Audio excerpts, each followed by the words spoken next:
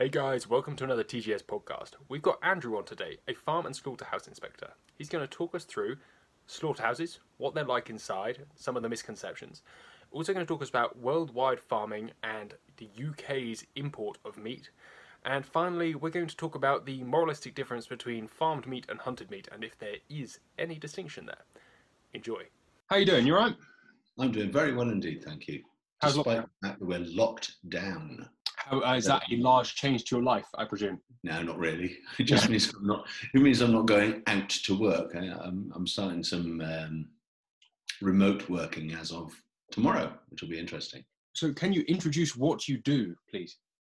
I am an animal welfare inspector, and my job is, as part of a team of a dozen or 15 of us, we travel to suppliers into the UK food chain, specifically to a large supermarket, and audit farms, hatcheries, slaughterhouses against their standard. And their standard is pretty exacting, and it's one that's held by, I think it would be fair to say, most of the rest of the UK retailers as the one. I mean, it's up there.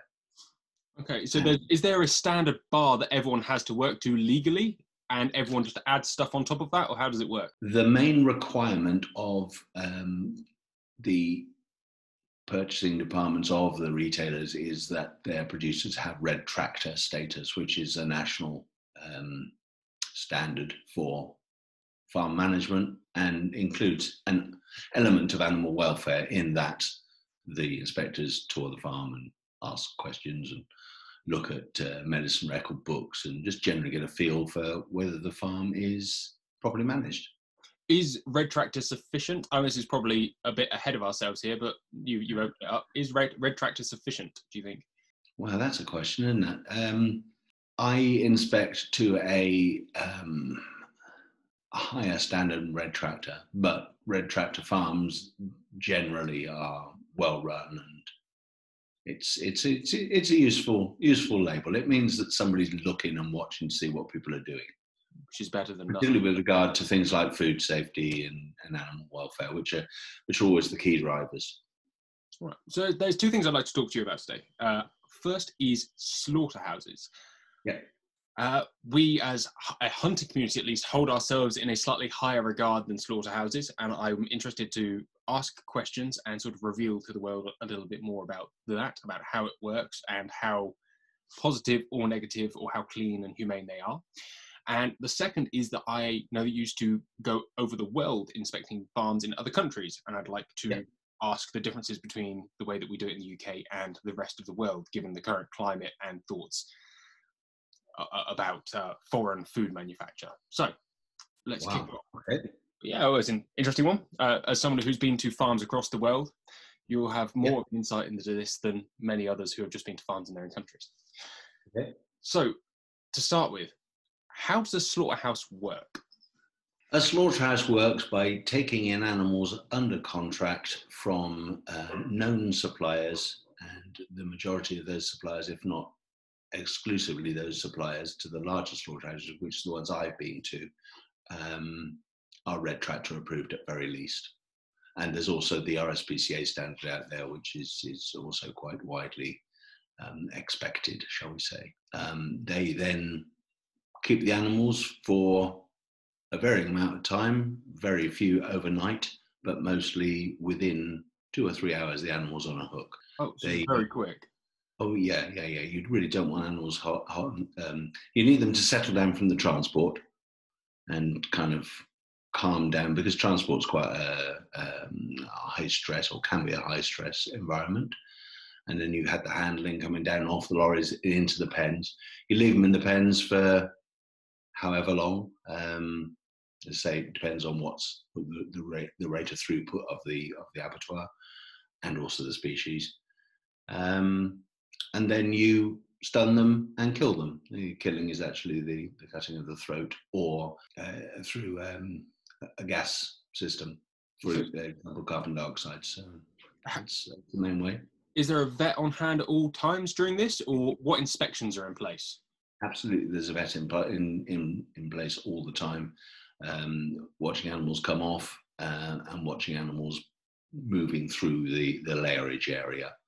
And then there are numerous vets and meat hygiene people on the actual line after the animal's dead. So yes, they're well vetted up. And the thing I'd have to say straight away is that slaughterhouses, particularly the large ones, again, I've been mostly in the larger commercial ones, they are amongst the most audited organizations out there. They expect, and they'd have one a week from somebody coming to check out that they are doing the job as they should be, according to their own standards and according to the standards around them. So they have to have a British Retail Consortium standard that's been applied and passed, and that gets updated annually. And it's quite a tough 2-day audit where they look at everything, mostly with regard to food safety. So they're looking at the cleanliness of the operation, how it's cleaned down. They're looking at things like how they watch the people that are doing the job to make sure they're clean, and sticking to the rules. And the rules are many, and the rules are in lots of languages as well in the large slaughterhouses.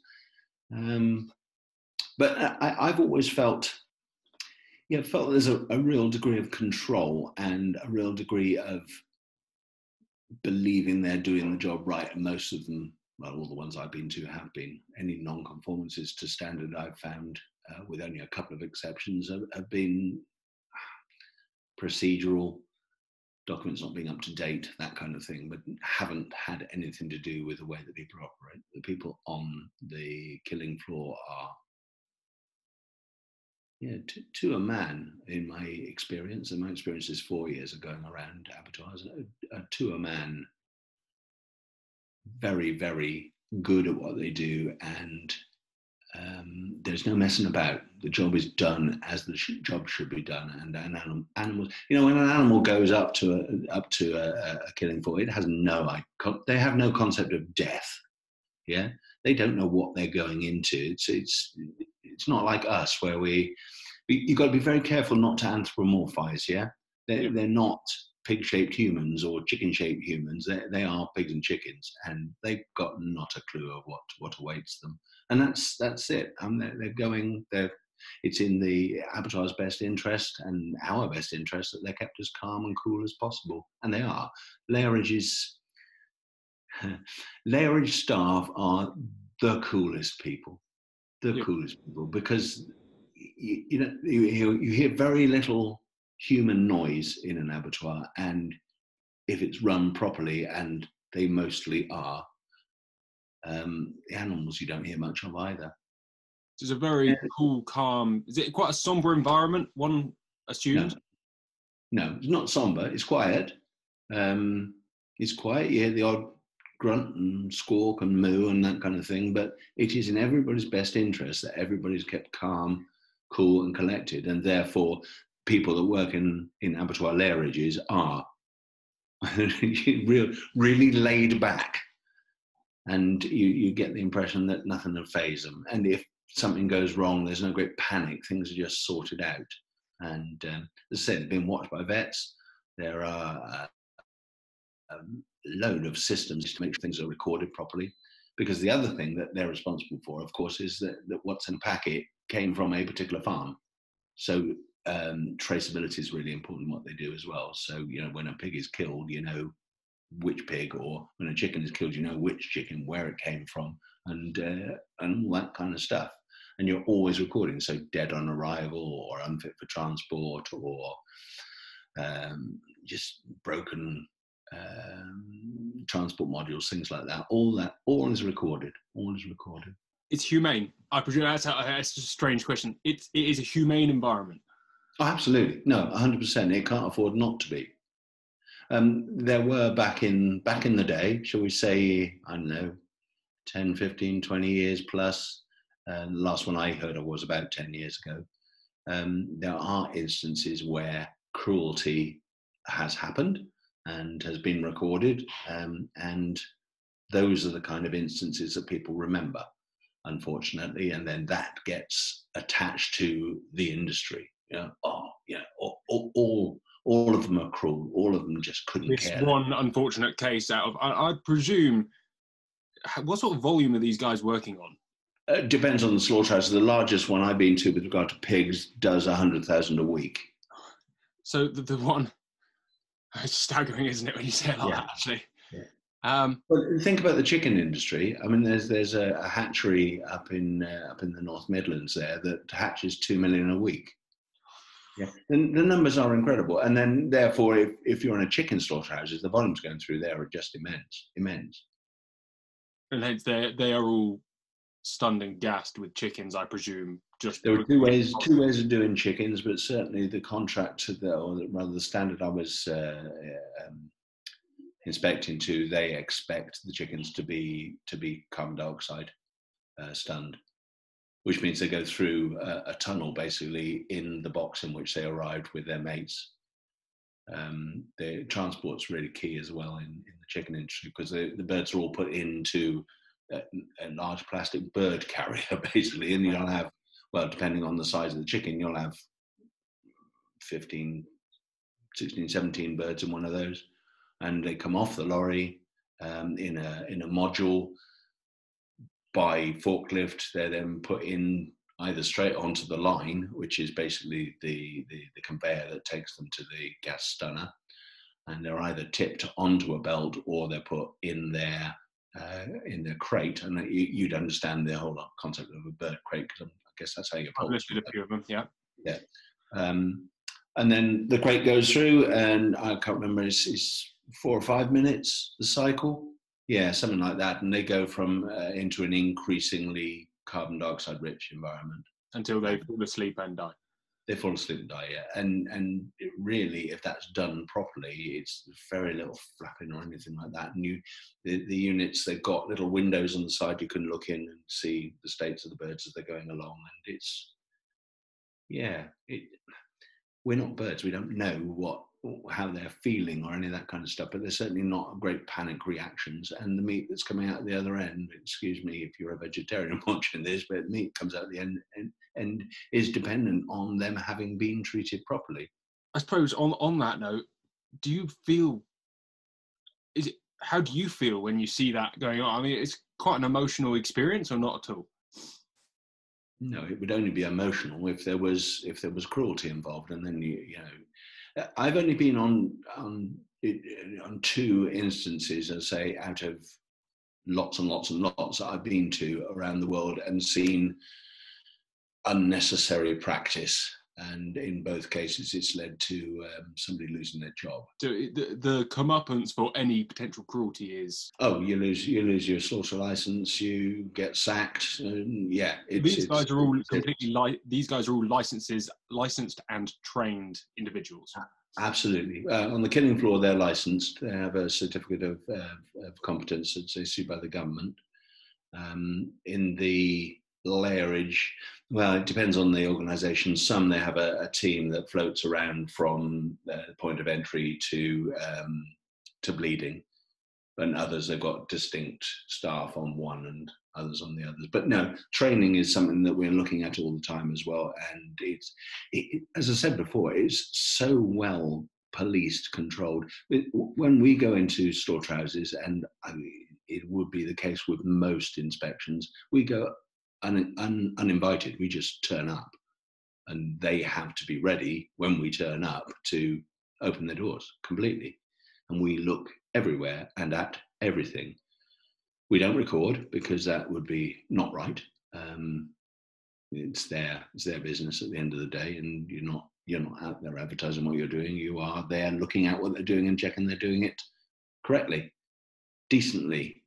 But no, every week they'll have somebody turn up from some organisation, some customer, some part of the government, to say, right, doing an unannounced inspection of this, that, and the other, be it food safety, be it animal welfare, be it the whole system. And our particular inspections look at the whole system with animal welfare as the key. So we'll spend more time in the layers than we will in the rest of the place, but we're interested in how the animal is treated to point of death, So, for example, they come out of I'm thinking pigs because that's how my mind works. They come out of the carbon dioxide machine in which they've been stunned in a group, and then they have a certain amount of time. It's 90 seconds on some standards before their throat is cut in case they wake up, which they don't. They're dead when they come out. No, it's decent. It's decent. It hasn't affected the way you consume meat at all. What it has done, actually, if I'm going to be honest, it means that I am now shopping at that particular retailer, which I would never, ever, ever have done before I started the job, because I had not realised that their level of control, their level of understanding and monitoring of what was going on in their supply chain was as good as it is, and it is excellent. Okay. So yes, it's changed me to that effect that I now have I now have some respect for that organisation and shop there regularly. And previously, well, as you probably will remember, I would have nothing to do with them. Yeah. Indeed. And I remember when you said the first time when I spoke to you about it that I found it absolutely shocking that you worked for them in any regard. Anyway. Yeah. Well, as I say, it's full of.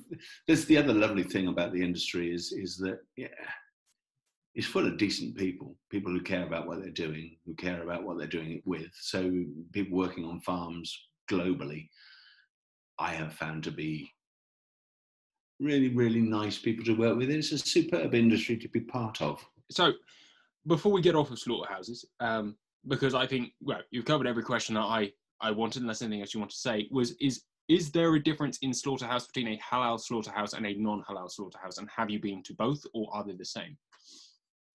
They're generally the same. Obviously, pigs aren't, which you'll appreciate. But no, chickens, beef and lamb, the majority of chickens in this country and the majority of lambs generally are halal slaughtered.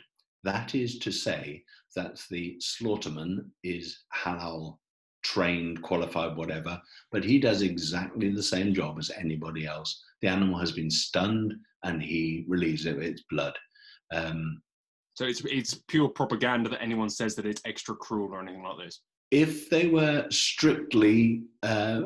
operating strictly to the Quran, as the kosher guys do to the Bible, it would be utterly disgusting because the animal isn't allowed to be stunned; it's just meant to be bled.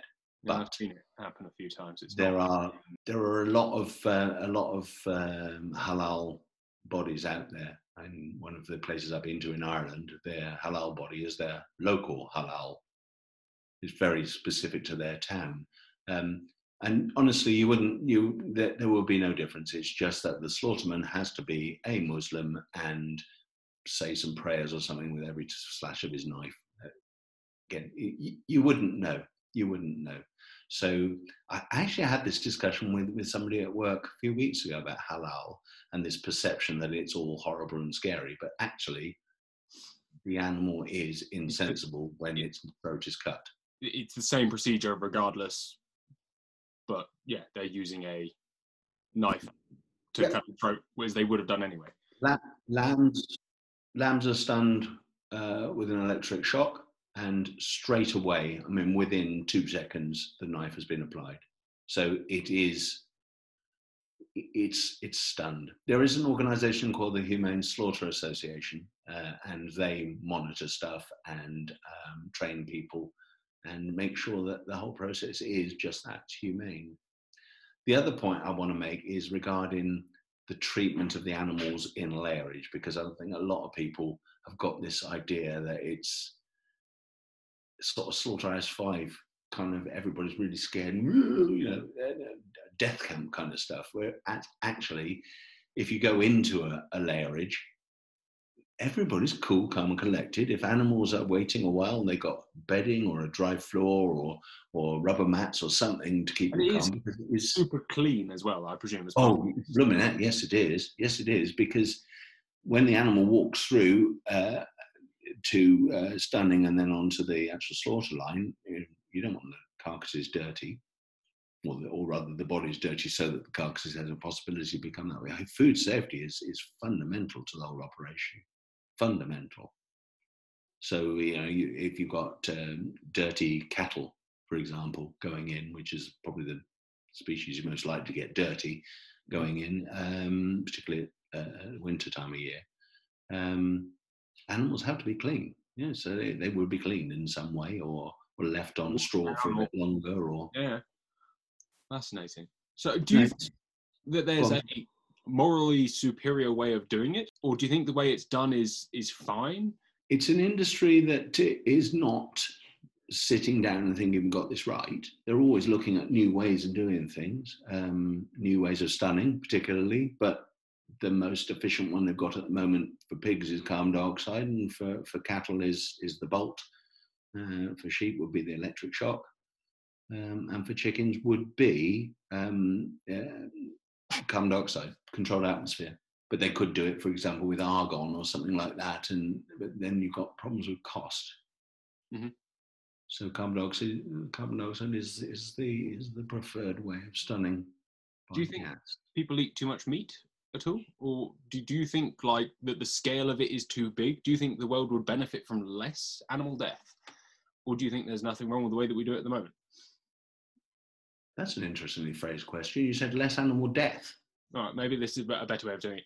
Do you think that people don't value meat enough, given that everything you've said goes into this one chicken that someone's going to buy for £3? Very probably. I mean, you could say the whole thing about welfare generally. I mean, do people really give a monkeys about where it's come from, what? Well, exactly.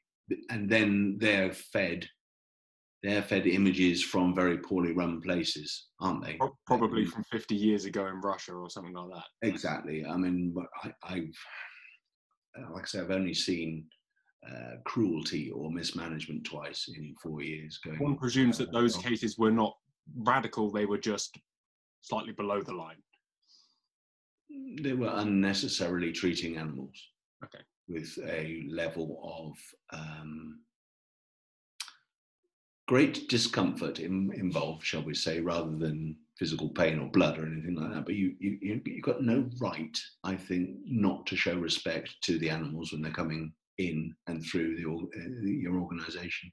And that's how they operate. I mean, that's just how they are. They are decently treating the animals with respect in a system that works well, is kept well controlled, well policed, and it is in their best interest that it was so. If you stress a pig, for example, before it is slaughtered, the meat quality is affected by the release of adrenaline through the muscles. So you don't mistreat animals. I mean, it's just not in the case of beef, for example. You might have been the best part of 3 years raising that animal to the size and spec that the slaughterhouse needs to provide decently priced good meat. Get to the end of 3 years and somebody kicks it hard, and it's just not the case. Yeah, there's a bond of sort of trust and I hate to say love because it's the wrong word for it, but it's a type of love, I suppose, between a farmer and their animals, isn't it? So it's a respect level. Absolutely. That they don't hate the animals. They don't want them. They're not willing them to die. And I think it's only for the slaughterhouse to. In which case, actually, let's move off of this and quickly back to. Do you have anything to do with home slaughter? What are your thoughts on that? Is there any difference between home slaughter and slaughterhouse slaughter apart from transport? Home slaughter is very, very limited in this country. You might do some of your own poultry, for example, but you wouldn't have the facilities to do cows. I don't know if some people might do some sheep. I'm not wise enough in the ways. My experience is that I lived in the Falkland Islands back in the mid to late 80s, and with our neighbours, we kept 2 pigs and we fattened them up on milk and geese. And when it came to slaughtering them, we had a blooming good day. And I don't think the animals. No, there was, the animals came to the trough to eat when they were big enough, and they were dispatched like that with a 2-2, and then It took us the whole day to sort them out, but they knew nothing about it. They weren't having a good feed. Just as pigs in a commercial situation would go with a bunch of their mates, and there are some studies that show in a state some exhilaration towards the end. So, did you know, for example, that the reason that on an aeroplane you're told to fit your own mask before somebody else's is because there is a phase in anoxia where you actually go through a period of exhilaration. Yeah, you can do anything. Hey, this is great. Feel wacky, but actually you're dying. So that's why you have to fit your own mask first, because otherwise you'd be fitting somebody's mask and you'd be losing it. Isn't that interesting? That is interesting. Hmm. So, worldwide farming and Britain's buying of farmed animal meat and produce from other countries. Well, remembering that I have been working within a supply chain into a UK retailer, the reason they go abroad at all is because of the volumes that are available in this country. So chickens, they will only sell table birds that have been born and brought up in this country. All the chicken they get from overseas. In the case of that retailer, it's Western Europe and Thailand, and was Brazil as well for a while. All of that meat is, no whole birds. It would be, I suppose, crowns or the equivalent, but mostly breast fillets, some wings, some legs, but mostly processed meat. I guess I would say, is it processed before it's brought in, or? No, a lot of it comes as fillets that have been deep frozen, or in the case of deep frozen. In some, they've been. I remember in Brazil, the fillets that were coming in have been put into a broth with herbs and stuff in, but the idea being that there was some tax thing. So when they got to this country, the broth was all strained off, and there was no effect on the flavour of the meat. But then that meat would be processed for chicken masalas or nuggets or sandwiches or whatever. So the reason that these places go overseas is purely and simply because we haven't got enough in this country. Beef and veal is, in this particular retailer's case, is all British or Irish, but that's it. It doesn't go anywhere else. As it shouldn't, obviously. As it should be. Well, we're growing enough. Sheep, obviously, there's a large. It's purely a supply and demand issue, not a price-based issue. Exactly that. The pig industry. Not enough pig farmers in the UK. No, exactly that. We can't produce enough. It is as simple as that. So we go to places like Denmark, Germany, Holland to get pork, but we're not getting that. I'm getting back the backs that we don't have enough of, for example, or the legs we don't have enough of. Yeah. I mean, it just fascinates me that they wouldn't incentivize British farmers to produce more, or are we just not allowed to? We haven't got the room to. We are very good at grazing, and we use well, you'll know from your particular sector, we graze a lot of beef and lamb. We do, and whatever we produce is consumed in this country, or in the case of lamb, I think quite a bit is still exported into Western Europe, particularly France.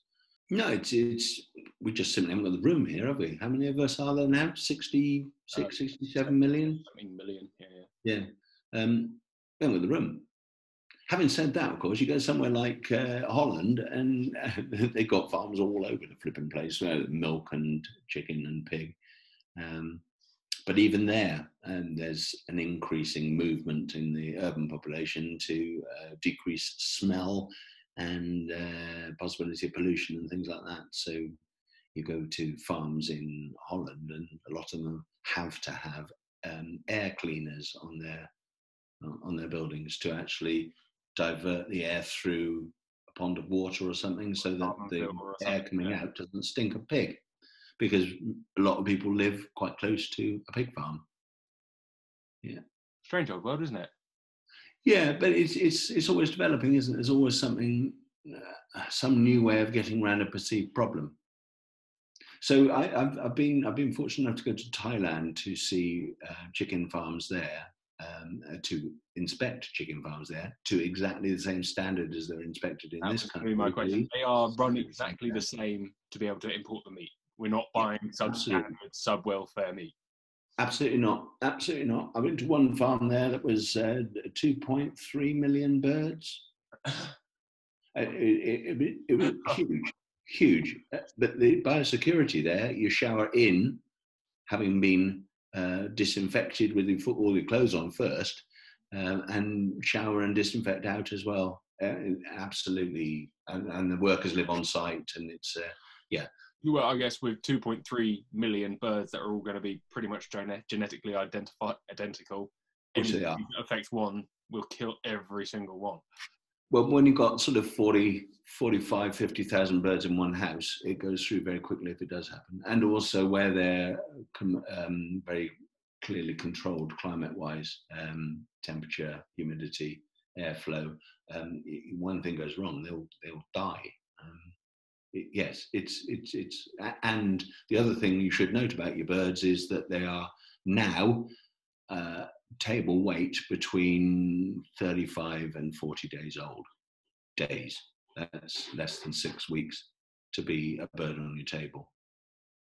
It's quite fast. So the other thing to bear in mind is they're babies. I mean, I've always found the way that I was about to say humans have abused the chicken. That's the wrong way of looking at it. That we, over the last 100 years, have changed a chicken from something that actually looked remarkably like a wild bird to what it is now, which is, I mean, a wonderful, fat, delicious thing. And I'm not knocking any of it because I like chicken. I think the rest of it, chicken is a delicious meat and it's very, very easy to grow. Yeah. So well, they grow quickly. The level of control, as I say, over them has to be so tight. I mean, to the point of knowing food, water, temperature, substrate, what they are living on. They're all so carefully controlled. So, I mean, not to put you on the spot or to make you uncomfortable in any way, because, I mean, obviously, as everyone has certain political allegiances we need to keep, but is there a certain level of welfare, talking about chickens more than anything, okay, that you would say is more acceptable than others? For example, do you buy eggs from caged hens, or would you not buy eggs from caged hens? Or do you feel, probably having inspected caged hens, that it is fine? I will tell you right now that I have not inspected any human consumption egg production. I've only seen egg production for broiler production. So I've been to breeder layers that are specifically for hatching chicks out of. Okay. So I really don't know enough to have a view, but I do know that caged production produces the cheapest eggs. And if you want cheap eggs, that's a way of getting them. But also that it is 3p each. It's something ridiculous. But imagine how many fractions of a pence the farmer actually gets out of it. Yeah, it's all rather depressing. Because there's an awful lot of processing, packing, and transport, and all those good things have to go on top. Farmers are generally on very small margins, and also expected to do the job to the very, very, very best standards. So yes, I have eaten caged eggs, and given that the level of inspection and control that is there, I don't there really is still have too much of a problem with it, to be honest. I like a big egg, me. Double yolk special. Yeah. So I always prefer, personally, anything that says free range, although I'm also aware that the word free range is abused when it comes to chickens somewhat. Well, it just means it's got to have been outdoors for more than a percentage of its life after so many weeks. That's all free range chicken is. I've seen quite a few of those, and a bird's a bird. I'm not going the American route of saying they're non-sentient, but it is a bird. Remember, I mean, yes, they do feel pain, and yes, they do. It's a very different experience to what we have, though. I think a wise man once said to me, the birds don't, well, we're pheasant shooting, and he goes, the birds don't care. I mean, they don't want to die, but they probably don't want to live either. You know, they don't really have a concept of, they don't sit there concept of death and drink whiskey with their friends talking about the meaning of life. No, they don't. And you know, when the fox turns up and starts murdering them, and they've got no idea what a fox is until it's got its jaws around their neck or it's frightened them out of the pen. So we've got to be very, very careful with the way we understand an animal. Now, a pig is up there. I mean, some of the intelligence tests that have been done on them put them equivalent of a 2 or 3 year old child in some ways. They can do the things like putting blocks into the right shaped hole and all that kind of stuff. And if you've got a pig about the house, you need to put child catches on doors so they can't open them. But no, I mean, they're the closest to some kind of that pig is having fun, like a dog. Yeah, I think one has to remember that we are animals at all times and not get too tied up in it, because we are animals and there is a food chain and there is a natural order chain. We got this that they haven't got, this level of development of our brains. And we have an internal monologue vastly excessing that of any other creature on Earth, bar dolphins. Yeah. Oh, absolutely. Yeah. Okay. Well, we'll. Yes, I'll agree with you on that, and we won't go any further down that way, I think. Yes. But yes, we're different. It's rather delightful, really. I quite enjoy talking to myself, my internal monologue. So every place in the world that we buy meat from has the same level of inspection as the UK. If you're shopping in the major supermarkets, then yes. Interesting. So there is meat that can get into this country that does not have those standards, potentially. And there are smaller slaughterhouses that maybe are not. There are some places I wouldn't go to buy chicken or lamb. Particularly, I don't necessarily know where that's come from or how it's been brought up. And the assurance you can have with stuff that's labelled Red Tractor or RSPCA is that it has been brought up in a properly monitored situation. Just trying to think. An inspection is only as good as what you see on the day of the inspection, isn't it? You don't actually know, and I quite often say this to farmers. It's about now. This is a snapshot in time, and we can only look at your records to see that you've got some, that you are keeping those. Positive. There's a long-term positive trend as opposed to a absolutely. But you also get a part of the inspection process is looking at the person, understanding the person, where they're coming from, seeing if they really do care, and the very vast majority do to the utmost care about what they're doing. Yeah. Yeah. I mean, one would hope so, or else one perhaps shouldn't be a farmer. Well, yes. Yeah, and I think the level of education, that kind of thing, is also people go into it, or they're properly trained before they go into it to understand. I personally don't think that a stockman, you can't train someone to be a stockman other than someone who's got the heart of a stockman. I went to a farm in Brazil to inspect some chickens, broiler chickens, so chickens for the table. Yeah. And walked around a shed, which I can't remember now, probably had 20,000 birds in it, with the farm manager. And he was practically talking to them as he walked around, ever so gently walking through and keeping his eyes on everything all the time. Just brilliant. And you just got a sense with him that every bird was important out of the 20,000 that you were going through. And it was something about him, some it's difficult to quantify, but it's a certain kind of person that makes a good stock person. And I think you're born with it. You can develop it, but I don't think you can take anybody and make them a stockman. So I asked him afterwards, because he'd only been at the farm for 2 crops or something like that. So what, that'd be 12, 15 weeks, something like that. And he was a guy in his 50s, I would say. And I said to him, no, and how have you been here just for 2 or 3 crops or whatever it was, and how can you be like that? He said, well, I was a pig farmer for 20 years before this. So that says to me, not the pig bit, but the fact that he's a stockman. That's in his way of approaching the world.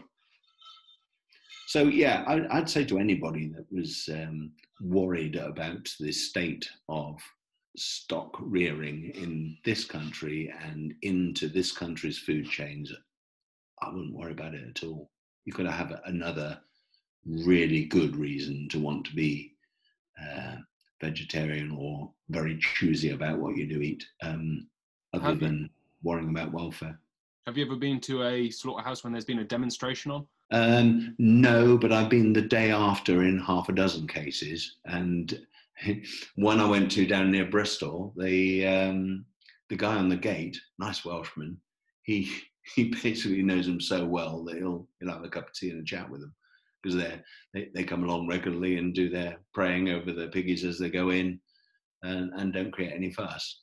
So he's mates with them. And I went to another one again. I think, no, the other one was in Scotland, where the production manager went out and talked to the guys that were doing the demonstrating, and took them one by one into the gatehouse to look at the CCTV footage. That's the other thing to say. They've all got to have CCTV now as well. So you can't get away with anything.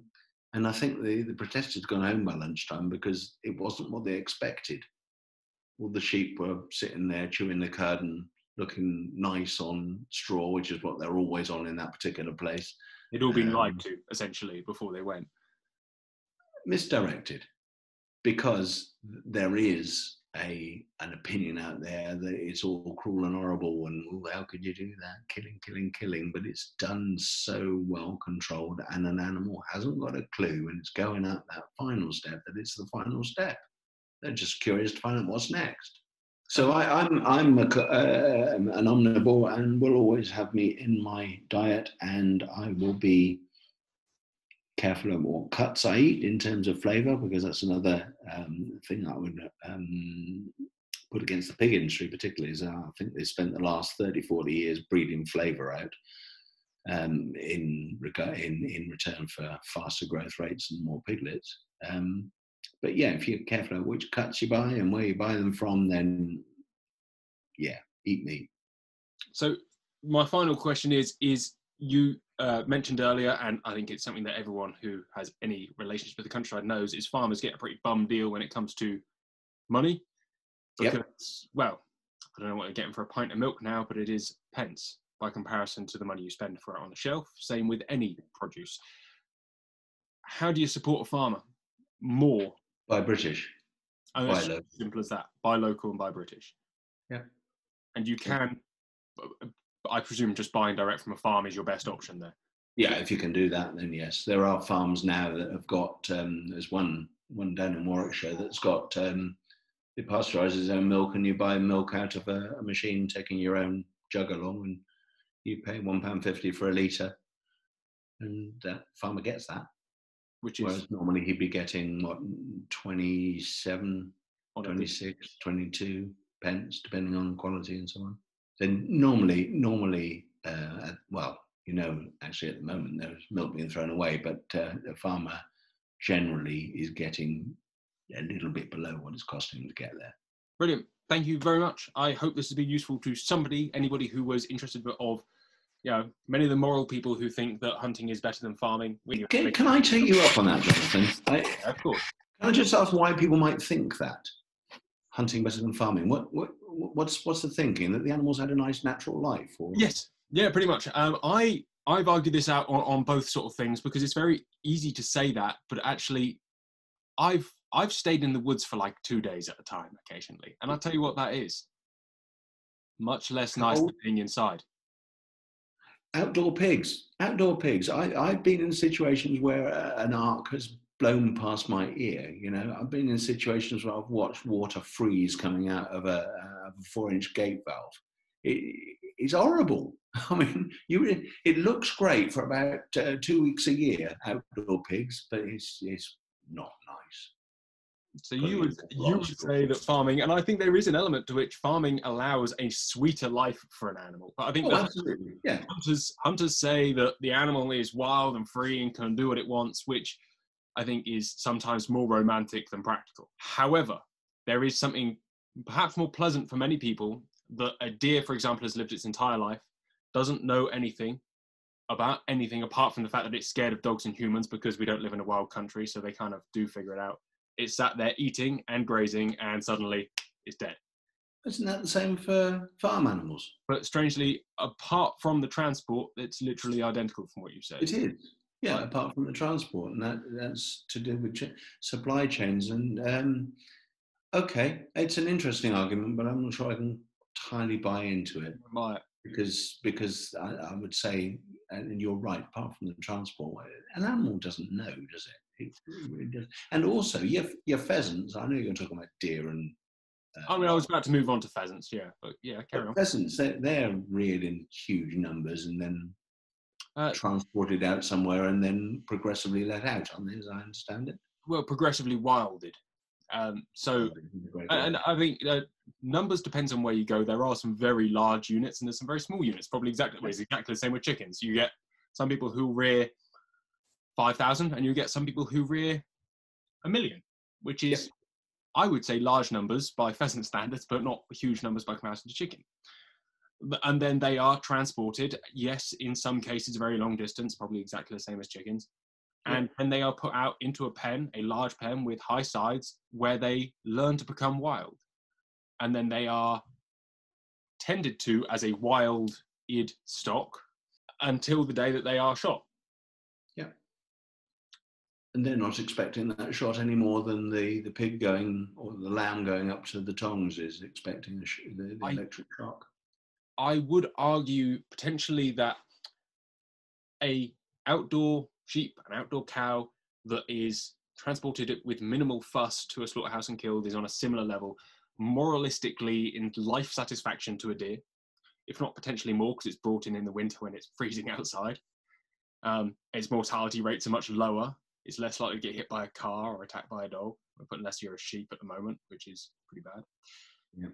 However, I do feel like a pheasant is morally superior and does lead a better life than a 45-day-old chicken, based purely on the fact that it lives 5 to 10 to infinitely as long, which is, I mean, you've got to at least appreciate it having a slightly longer life. 35-day-old chicken, okay, maybe this is that, but your 35-day-old chicken has been fed since it was placed on the farm a nutritious diet that is appropriate to its its physiology, its needs. It's been offered fresh, clean water in front of it all the time. It's got. You can't force it to drink it though. No, because we do. The pheasants are the same. They get clean water, but they'll usually drink out of a puddle. But they do. They say they're wilded. They still have high nutrient food up until the point they're on just a wheat fed diet. They have water. They have all of their needs met. Is there? Yeah, that's a big question. Is it morally superior to make something live longer before you kill it than less long? So I do think the ability for something to go outside and see sun and grass is superior to growing it inside its entire life. Remember, these animals haven't really got a concept of time, have they? No, not really. So again, you've got to be careful, even when making an argument like that you're not thinking of yourself in the position of that. Yeah, well, can I find it more morally satisfactory then, as opposed to more morally right? I find it more satisfactory morally for myself. It tickles me more, and maybe it's just virtue signaling over anything actually quantitative. But isn't the tickle actually to do with your perception of where you are? So spending a couple of days and nights out in the wood, I mean, that's all about how you're sensing it and enjoying it and being able to feed that back, rather than necessarily about the animals that you've shot. It's about your enjoyment, perception of where you have been. We're talking on a hunting scenario here. Well, I mean, I'd say that the hunting isn't necessarily. I have seen a couple of videos about getting pleasure from hunting. I do appreciate what you're saying, and yes, the chase is good and enjoyable, but it's just as much about being not within four walls or within a car or a train or whatever. It's about being natural urges, yeah, enjoying the smells and the colours, and the human eye can distinguish more shades of the colour green than any other colour. It's because we're surrounded by greenery and we love being surrounded by greenery. So I'm not sure about the moral arguments or anything like that, but what I do know is that animals aren't expecting it when it comes, and not anticipating like we do. So there isn't that fear of death because it's just not. They don't know about it. It's not. They don't have any any handed down wisdom about the fact. I mean, it's in cartoons and in Babe and all that kind of stuff, but they're not. It's a film, yeah. It's a film. Yeah, they don't have that. They don't. Have, we have that, and what we then do is think about animals in terms of them thinking that. Little Bob out there barking in the background, he's got not a clue beyond his stomach and the fact that he shouldn't be weeing indoors. I mean, that's about it for him. He wakes up every morning, it's a new morning, and he's a bit bigger. But he's not afraid of death. He might have a fear instinct when his auntie shows his teeth at him or jumps on him, but you know, at the end of the day, it's a different organism. And unfortunately, we'll never. I don't know if it's unfortunate. I don't. It might just be a human inquisitive thing there that actually we want to know what they feel like, but actually it would make a damn difference to our lives. If you lived the life of a day of a dog, it would probably be just like living life as. I want to relate it to my kid, for example. He wakes up. It's another day. He lives his life. He goes to sleep. That's it. His brain isn't developed past that point where it's you know, he's not at the neurotic point of his life like I am. Yeah, starting worrying about tomorrow kind of thing. And, yeah. Yeah, interesting discussion. I personally don't have a problem with hunting at all. I mean, but if it was attractive to me, then it would be about getting out onto the land and seeing different places. And yeah, there'll be a thrill in actually knocking something out of the sky, perhaps, which because I've done it right. And you go with dinner. It's as much about the little cup you have at lunchtime or halfway through a shoot and having a chat. And, yeah.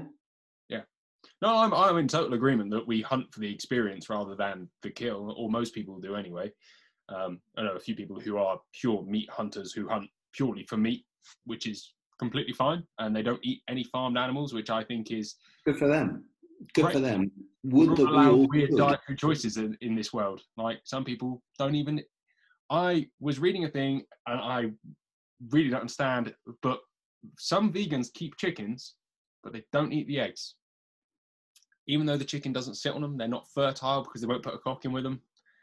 It was I found it one of the strangest things ever that I've read multiple explanations of, but apparently you're not a true vegan if you eat the eggs of your chickens. Even though they will go to waste, the chickens will stand on them, might eat some of them. They're happier for the chicken to eat the egg than they are to eat the egg themselves. Very interesting. I don't understand.